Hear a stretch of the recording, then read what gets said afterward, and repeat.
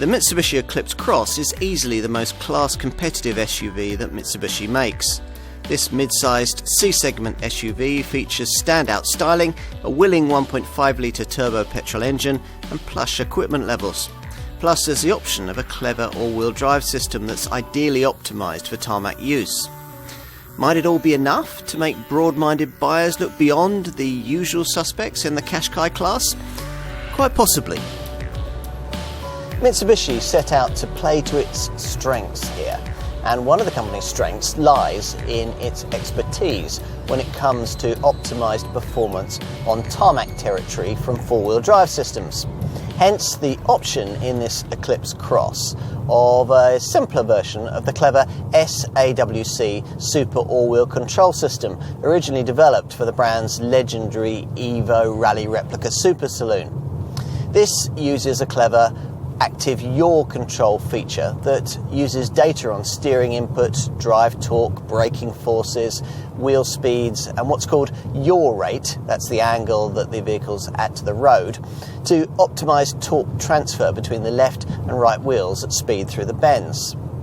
As a result, there's a bit of confidence-inspiring extra tractional bite through the corners that other mid-sized four-wheel drive SUVs simply don't have. Plus, the 4x4 setup offers extra snow and gravel settings for when the road ahead gets challenging. On four-wheel drive variants fitted with the 1.5-litre petrol turbo unit this model was launched with, that's the engine that most customers choose, the Super All-Wheel Control System has to be matched with an 8-speed CVT auto gearbox. That belt-driven transmission setup can rather get in the way of the power delivery of the 163 horsepower four-cylinder engine if you're a little heavy on the throttle.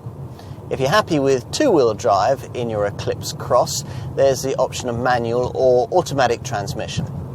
The manual 1.5-litre petrol model returns 42.8 miles to the gallon on the combined cycle and 151 grams per kilometre of CO2. An alternative 2.2-litre diesel power plant has also been developed for this model, so don't dismiss this Mitsubishi out of hand if you need to do better than that. A slightly unexpected but very welcome characteristic we've discovered during our time with this car is its superb ride quality. Combining with impressive cruising refinement, that makes this Mitsubishi one of the first SUVs we'd choose in this class if we had a long trip to undertake.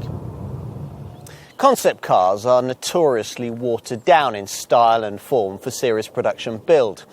As you might guess from a glance at this Eclipse Cross, refreshingly that's not the case here.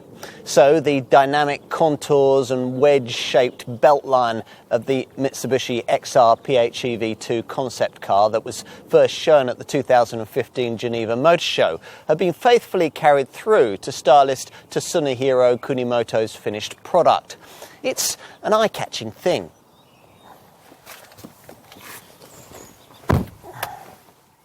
Time to take a seat at the wheel, where you'll find yourself in a cabin of much higher quality than anything this Japanese brand has ever brought us before. Now, we'd worried that the split-level rear screen would severely impinge on rearward visibility, but in the event, it's not too bad, though the rising bodyline does limit your over-the-shoulder vision a bit. The dashboard is split into two sections, the upper part dealing with what Mitsubishi calls information features, and the lower section concerned with operation items. The infotainment system features in both areas this 7-inch smartphone link display monitor dominating the top of the dash and controlled by this lower touchpad by the handbrake. Time to take a seat in the back. Once inside, there's about the level of room you'd expect from an affordable mid-sized SUV in this segment. The backrest can ease rearwards over a 16 to 32 degree range for greater comfort on longer journeys. Plus the base can slide back and forth over a range of 200 millimetres. And in its rearmost position, legroom should be very satisfactory, even if you're quite tall. Time to have a look at cargo space. Now, with the rear seat moved right back like this, the luggage bay will give you 341 litres of space. Pushing forward, the 60-40 split backrest frees up 1,122 litres of capacity. In summary, there's a lot of potential here. In the Qashqai class, not everyone wants a Qashqai. Widen your shopping brief and consider this contender if you're prepared to look at something a little different. It's that rarest of things, an affordable yet truly distinctive family-sized SUV.